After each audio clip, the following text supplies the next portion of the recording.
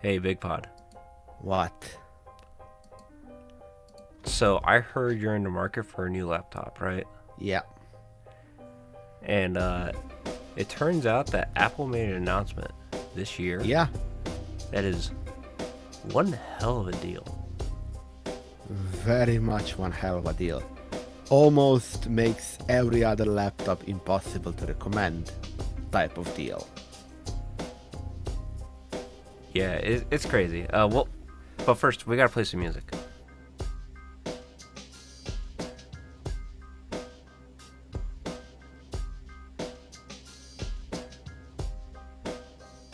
Hey guys, welcome to No Tux Allowed. I am your host, Josh, and today I'm wearing a not brand new t-shirt. It's a second generation t-shirt.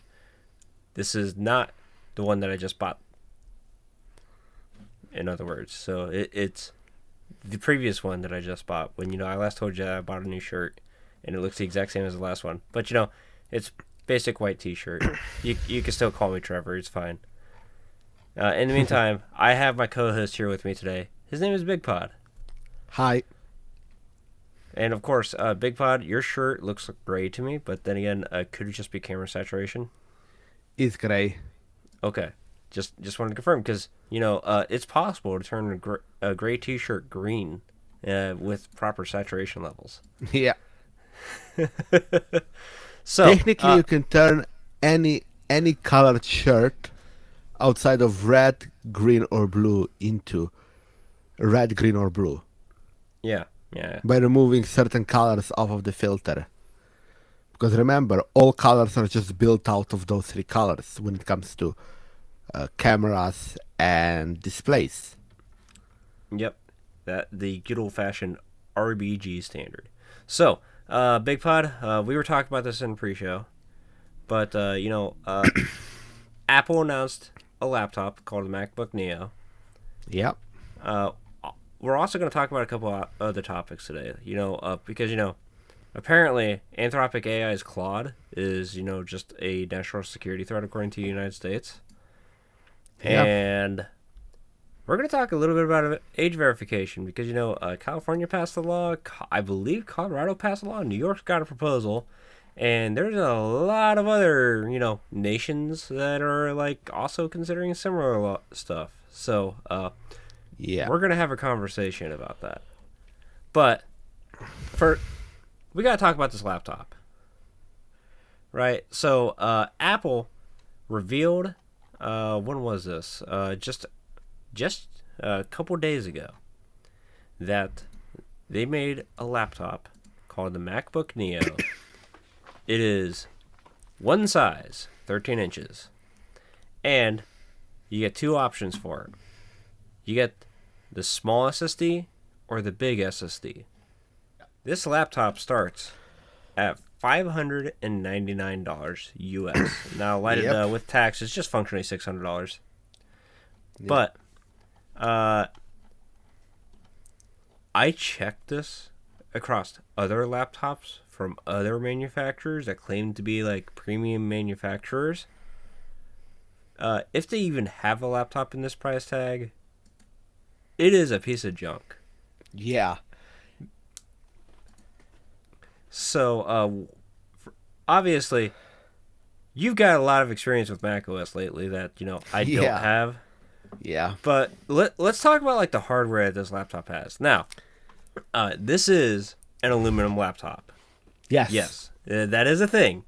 Apple has even confirmed that, it's 90% recycled aluminum, which is surprisingly low for recycled aluminum because, you can 100% recycle it if you really want to. Yeah, but you have a little bit new, a little bit more recycled. Yeah. What you can get probably, and it probably has some benefits of having more recycled, maybe less oxidation mixed in it and so on. Yeah. So Maybe it's for quality. Yeah, and it's got their standard MacBook keyboard because it makes no sense to have different SKUs of keyboards.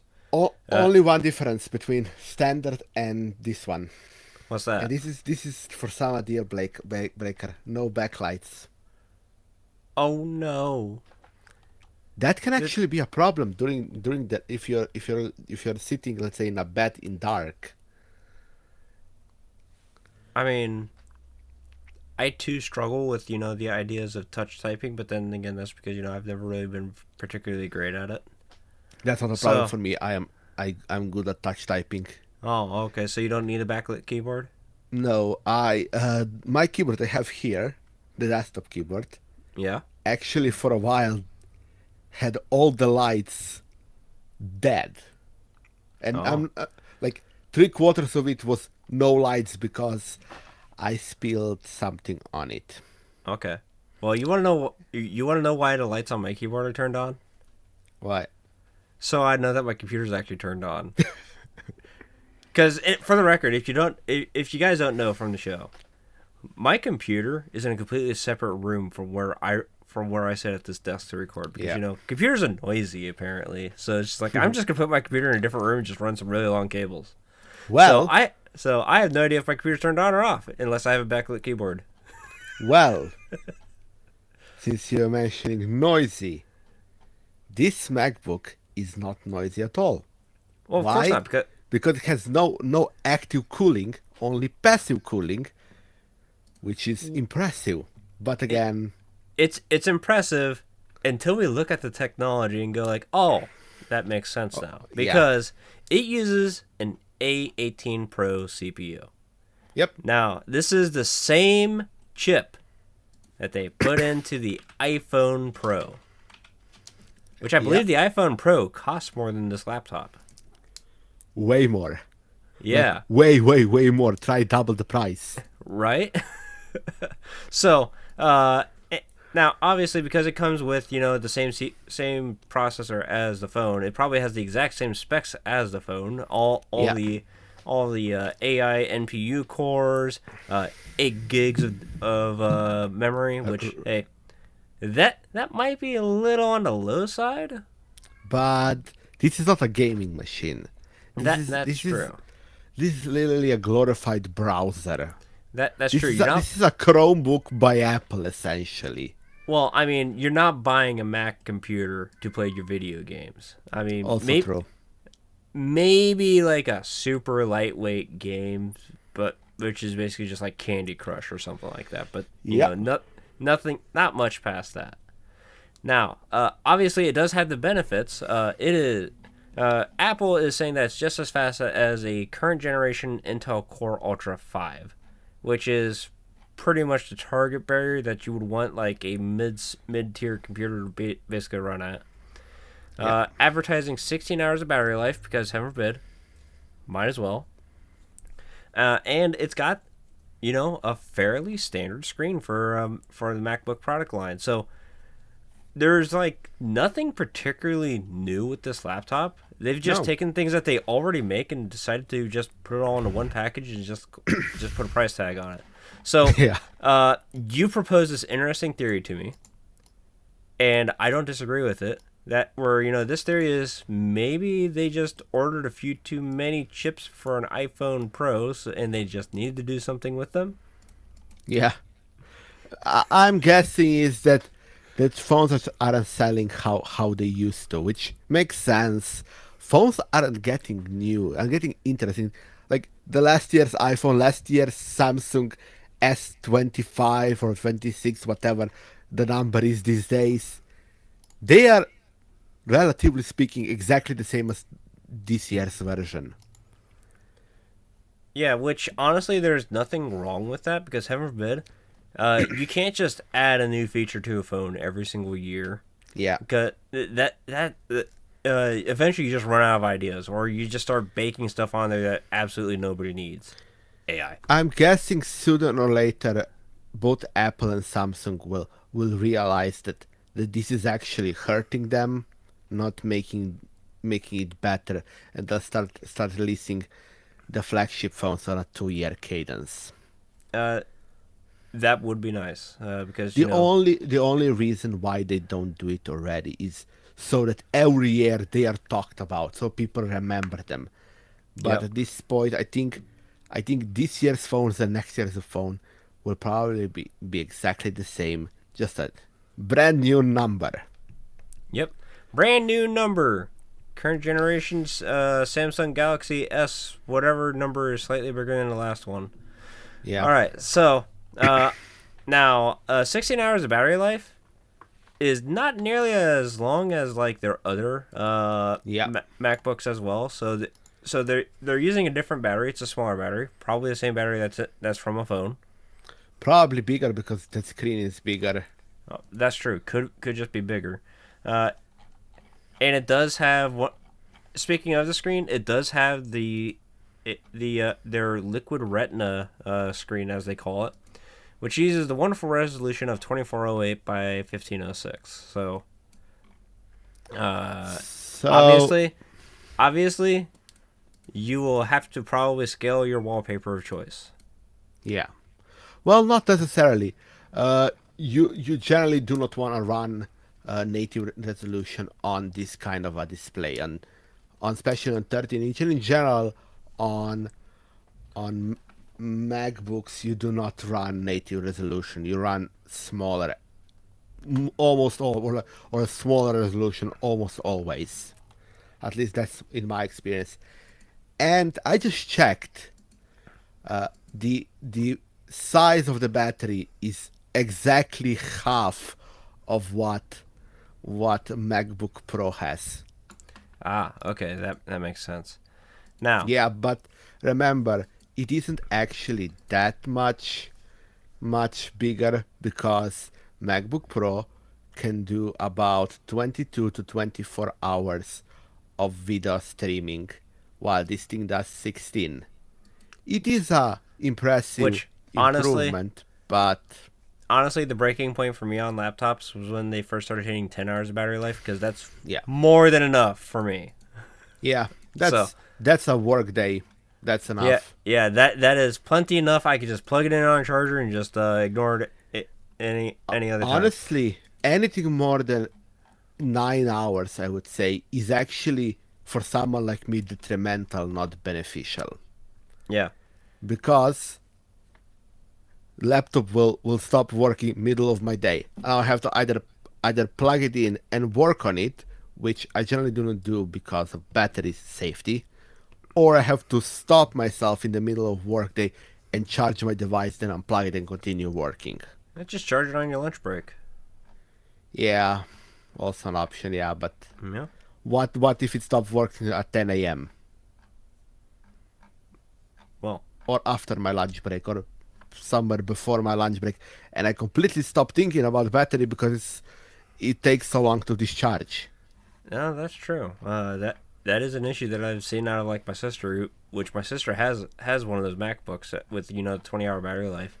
Yeah. She has forgotten, to even check the status of her battery charge several times, and has died on her. Josh, remember how we are in preparing for episode. What's the one thing Bigpod has to do almost always? Recharge the headphones. Yep, recharge Because the headphones. they have 3 to 4 days battery life. I forget to charge them because the battery is so long. I forget it has a battery. So when you're saying Same with my phone. So what you're saying is, when I go to propose when we're next recording, I need to remind you to plug in your headphones. Probably yes. Okay. The reason I have them charged this week is because they died on me yesterday. Yeah. So Yeah. let's pull up some competitors here for like the $600 price range, because we're not going to talk about the $700 price range, because it's basically the same product line from everybody else. Yeah. So let's compare, like, I'm going to go to like microcenter.com, because that's just where I buy like my laptops from, is Micro Center. It's a pretty cool place. Now, and I'm going to scroll here to say $600 in the price tag. Let's see, price maximum. I'll just do 700 as a maximum and 600 I'll as do minimum. 700. I'll do 700 maximum.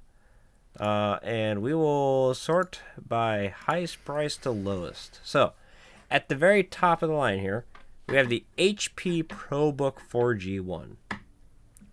That Oh, great. yeah. Now Let me guess. It looks plastic. it does in fact look like plastic.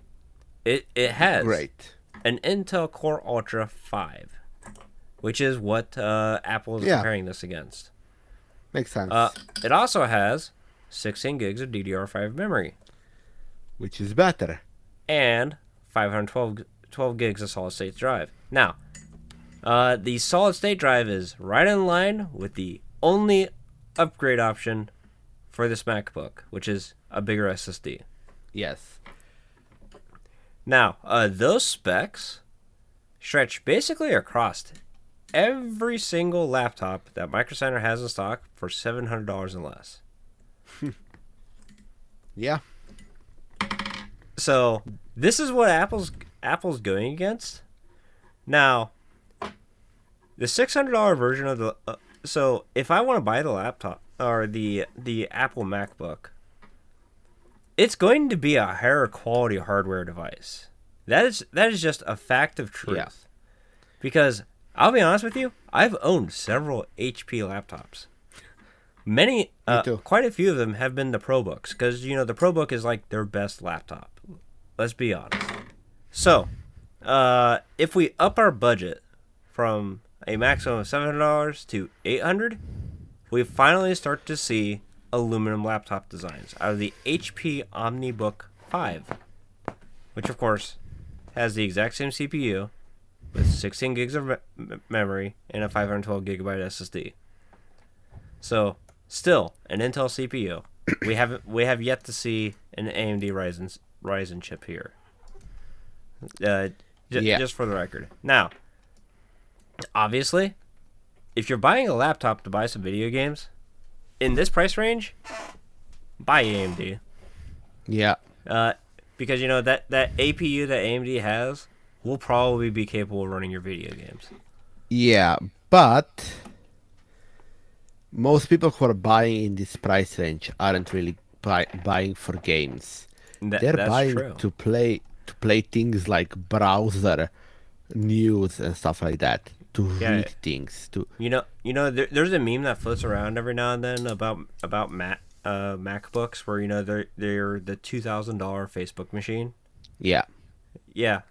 This is Apple's target customer for this laptop. Yeah. Just saying. And remember, this is essentially, I call it an Apple Chromebook. Yep. And of course, if you want disappointment, the one disappointing factor that I have with this laptop is the same disappointment that I've had with every single MacBook since they switched off the Intel platform. It's only got 2 USB-C ports. Yeah. But it does have a headphone jack. And Nope. that's it. MacBook Pros have 3. Oh no. It's down 1 USB-C port. How many more dongles am I going to have to buy? Probably not many more. Dongles and hubs. And remember, like USB-C is a very versatile port. Like all you need is really one adapter, one dock, and you have everything. That is true. But you know, what if I don't want to use a dock? Right? But then you have a laptop. What if I, for some reason, want to plug in a mouse that uses a wire? It doesn't connect over to Bluetooth, because you know it turns out that I just don't want to use the trackpad, and then you know I don't want to use Apple's keyboard because I just don't, because you know I use like a super special sauce keyboard layout, that Apple just doesn't support. And it's like, well, I have this hardware keyboard. You're gonna need some sort of USB A to USB C thing. Yeah, I'm gonna need that. Now, But remember, we're talking about like we when we talk about dongles, Yep. we forget that most people use a laptop for a laptop. That's why true. they buy a laptop. Yeah. Because And they use the trackpad, use the keyboard, and look at that one screen. That's most people. That's true. And you know, if you have an iPhone, you're sitting in a gold spot here too, because you can transfer files. You have Apple to Apple integration. Yeah, and of the course, Apple's yeah. integration, which Now, is if you really need to, great. if you need to pair your Android phone with your Mac computer, I believe KDE Connect does have a Works, yeah. Mac OS port. I So believe so, yes. that's basically the next best thing. Yeah, but Now, Josh, when I first looked at this laptop, you know what my statement was? besides WoW and Josh, this is the only laptop I could possibly recommend to people. Exactly, that's the statement I was thinking Yeah, about. Yeah, that's the nowadays, like, if people are looking for a device to own and to use for normal stuff, despite the shortcomings of the operating system, which are giant and numerous, this is the only device I can really recommend for a laptop, especially because of the price point, what you get for the price point. It's hard I to mean, recommend anything else.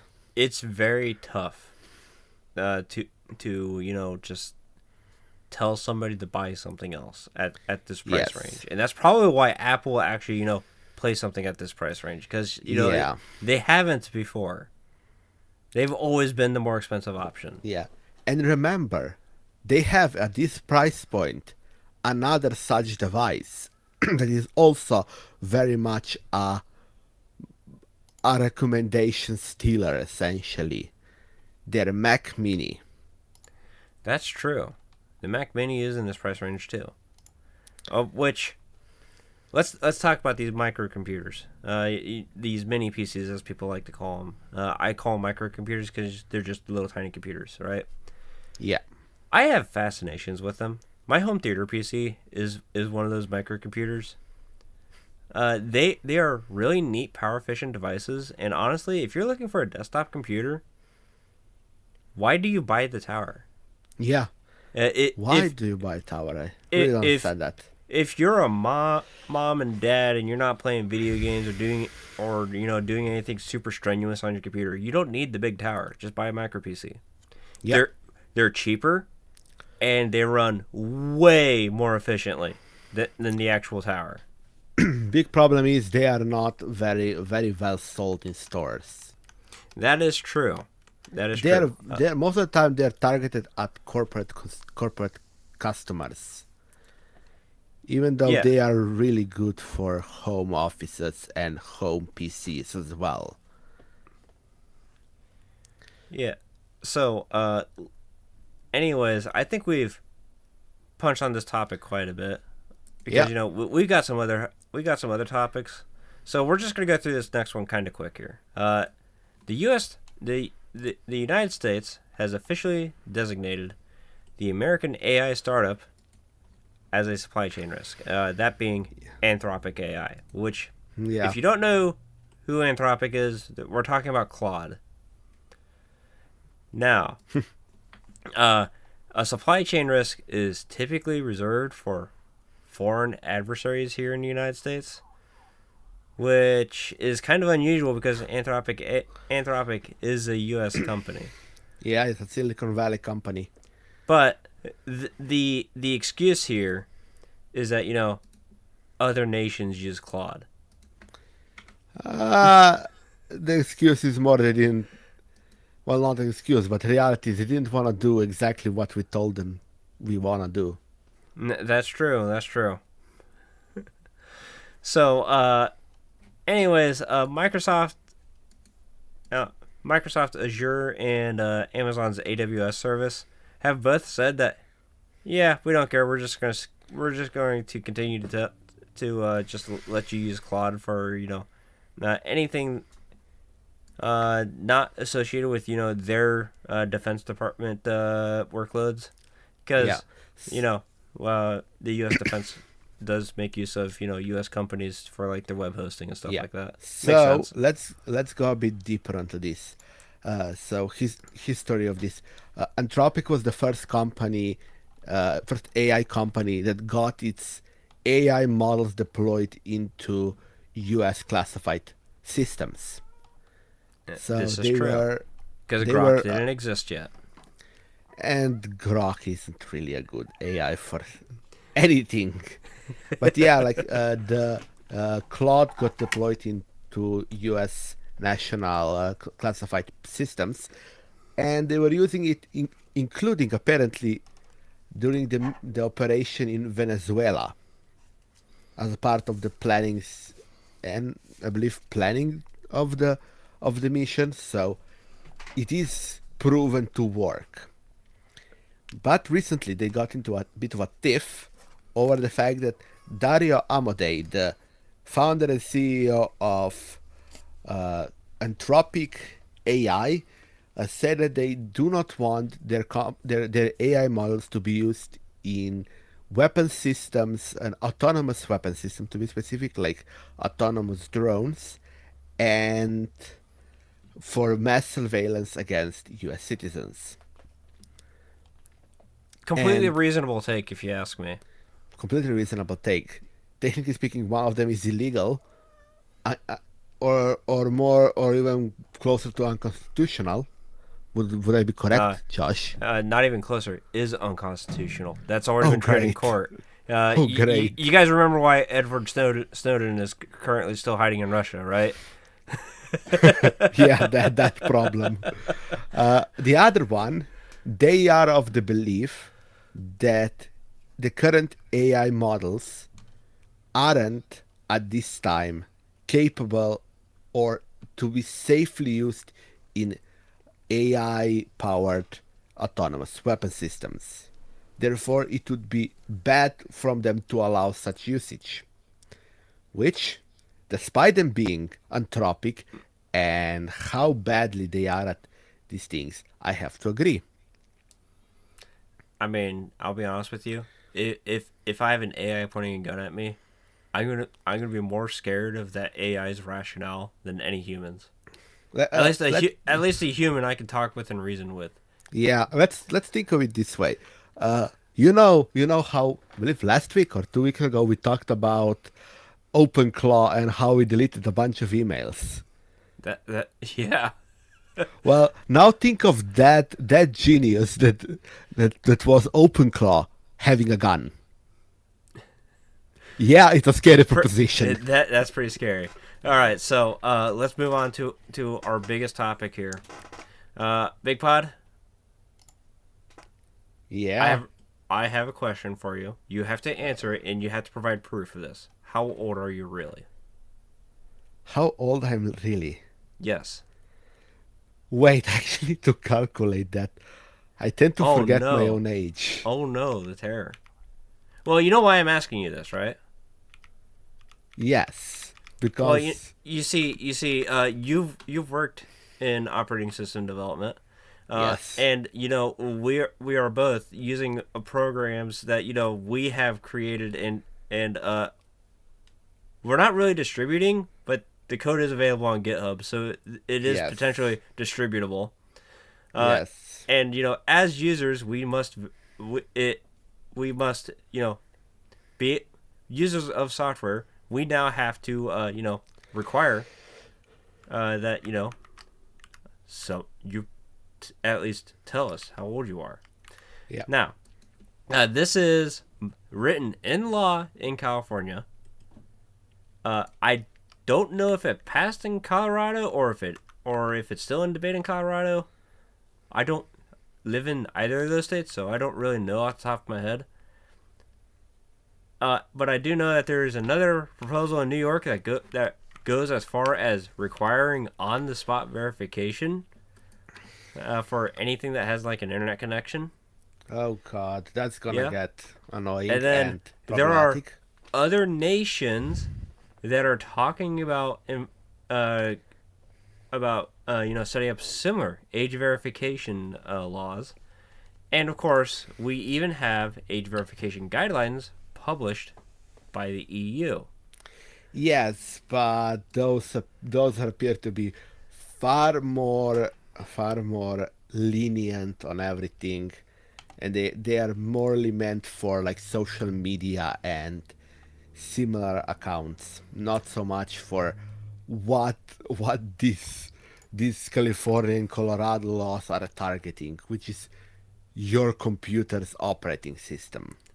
Yeah. Now, I have read a bunch of takes on this law, and I have linked all all of the discussion threads that I think are probably most relevant. But first of all, if you're if you're a Midnight BSD user, and you live in California, I'm sorry you can't download the latest version of Midnight BSD. So hopefully that install of yours lasts for a while, because they have decided to just block California entirely. And Yeah. ever since I pulled that link and put it into the show notes, their website's been down.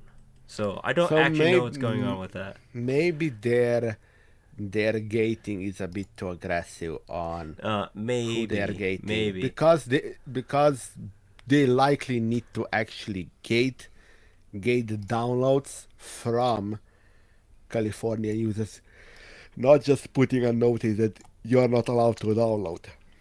Yeah. Now, System 76, a U.S. computer manufacturer of Linux first devices, they posted a rather lengthy blog post. And it's really well worded, but I do think that is probably the best response to this post here. It's written by Carl Ritchell, the founder and current proprietor CEO. of CEO of System 76, and he straight up says it. Hey, my kid knows how to use a computer particularly well, right? Yeah. And it all it takes is just a little bit of research for him to be able to figure out how to get past age blocks in today's system. And these laws get particularly weird in certain sections. That's true. But in reality, let's be clear, they aren't saying you need to verify the age of your, at least the Colorado and California bills. Any newer bill like New York, I haven't looked at, so I'm not going to talk about them.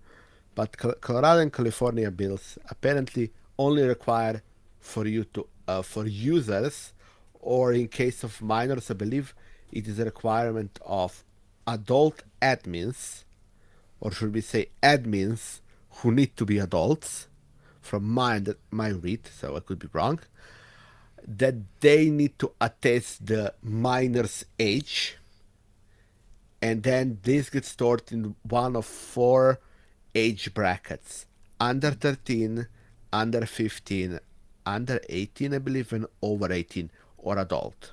Yeah. Now, if you're already thinking, I have some first-hand experience I can talk to you about, because I used to work the tech support phone line. I can't tell you how many calls I would get because a grandmother couldn't figure out how to connect to the Wi-Fi. Now, obviously, this grandmother was smart enough to know how to dial the tech support phone number, so I could walk her through it. But that's not the usual thing that they do. Typically, they're asking the young kid who is on the phone all the time to figure out why the Wi-Fi is not working. And most of the time, they will just grab the device and connect them to the Wi-Fi network. Yeah. At that point, our newfound young person, or quite possibly, very, very possibly, a minor, has now administratively changed something on the computer. Yeah. Because it is now connected to a network. That's a legal violation. Yeah, technically speaking, we do not know the exact read, but that's at least our read of the laws, that this is a violation. So I'm gonna tell you a anecdote. When I was like 10, 12, so by these laws I was in the lowest bracket possible. I was the official administrator of family computers. on all the computers, Yeah. there was one account, either named admin or Bigpod. That was the only account that had that little beside it that said administrative user or admin or something like that. Every other account was standard account. Yeah, probably because you figure out what bad things happen when you let somebody else be the administrator on a computer as well. Exactly. Yeah. And by the logic of the laws, as far as I understand them, I couldn't do that. Yeah. So now New York's law gets a little bit worse because it requires like actual verification. So you need to put in like an ID. Now, Oh God. and they're like the most broad as to what defines an operating system, right? So if the New York law passes, this phone now needs to require my ID. My computer now needs to require my ID. My Bluetooth headphones. My Bluetooth headphones now require that I scan an ID. My smartwatch now requires that I scan an ID. My TV now requires that I scan an ID. The rabbit hole goes farther. Yes. That means, let's be clear, that means that the only operating systems capable of being usable will be Canonical's Ubuntu, Microsoft's Windows, Apple's macOS, SUSE Enterprise Linux, and Red Hat Enterprise Linux.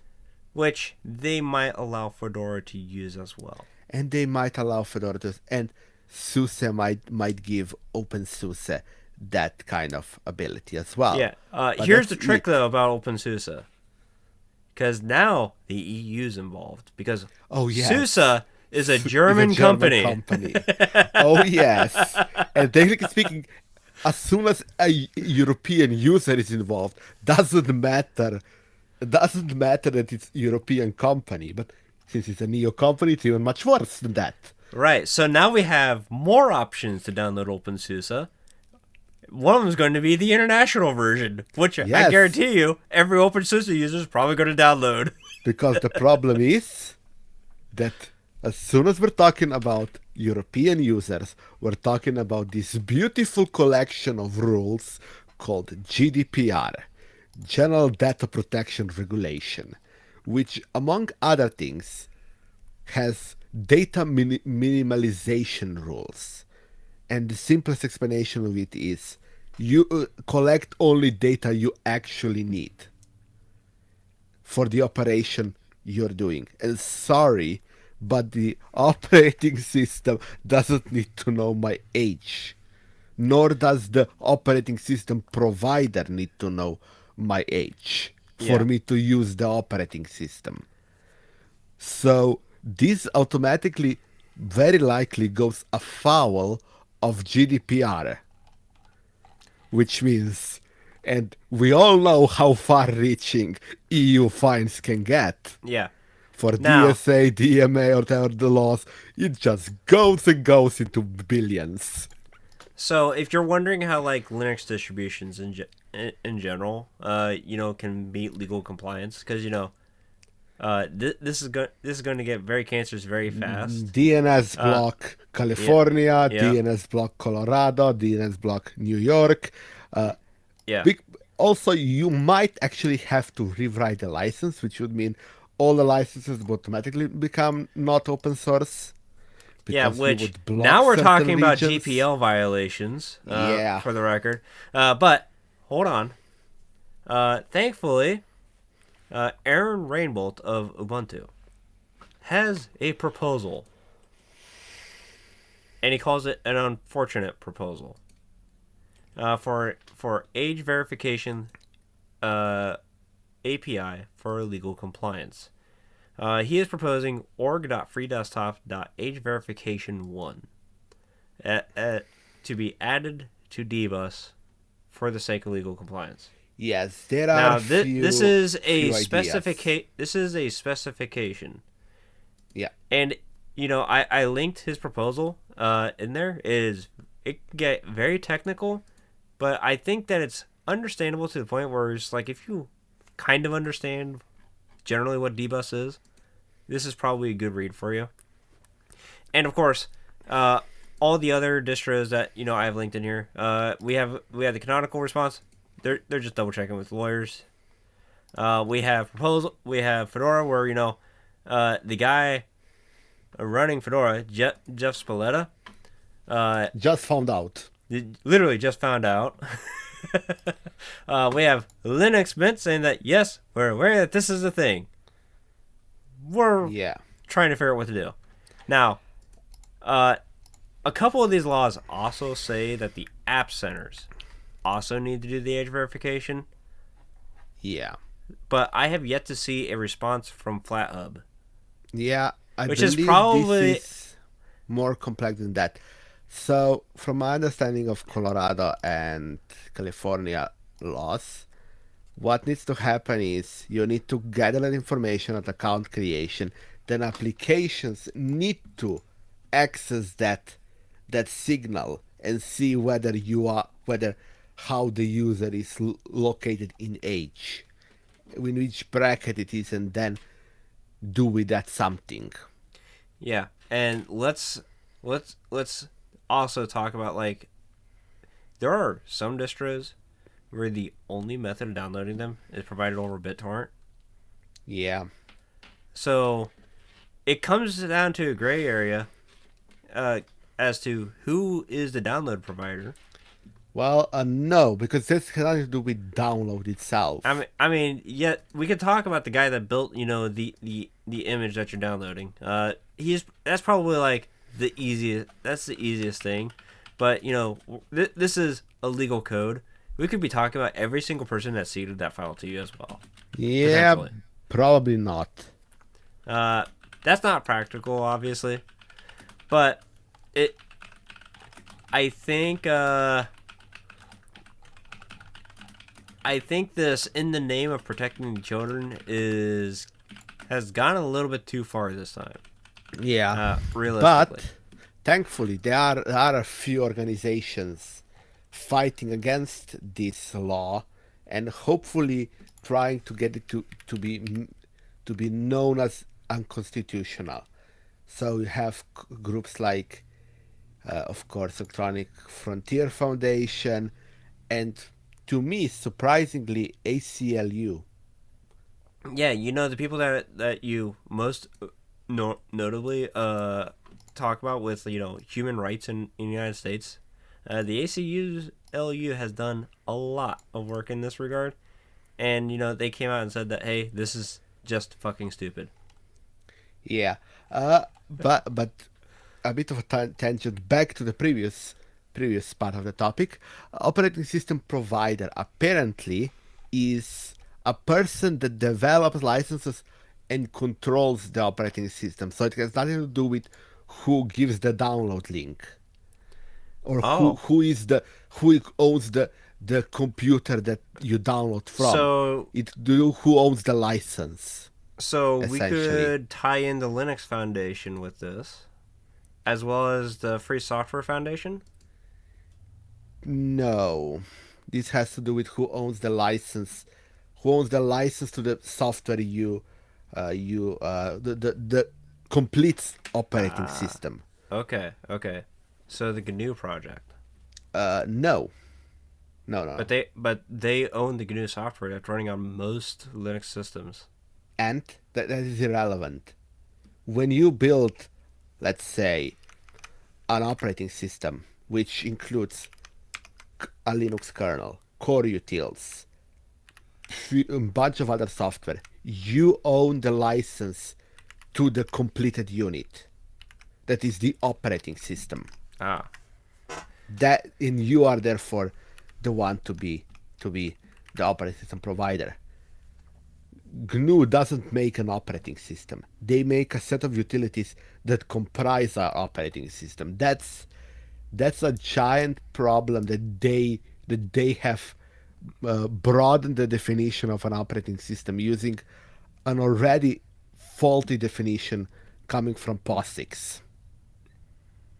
I mean, to be fair, it they have like 99% of an operating system off of just Not data really. projects.